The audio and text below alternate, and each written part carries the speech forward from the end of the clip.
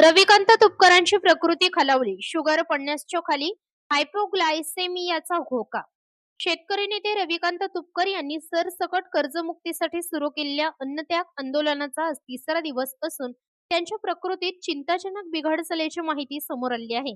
रक्तातील साखरेची पातळी 50 पेक्षा खाली गेल्याने त्यांना कोणत्याही क्षणी हायपोग्लायसेमिया होण्याचा गंभीर धोका असल्याचा इशारा वैद्यकीय तज्ज्ञांनी दिला आहे.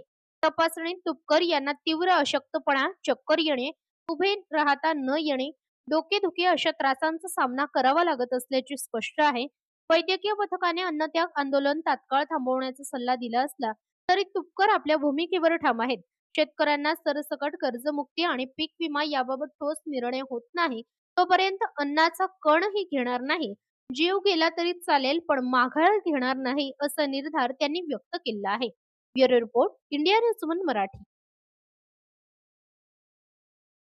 पुत्रा झालाय घटनापती, एक शूर छत्रपती.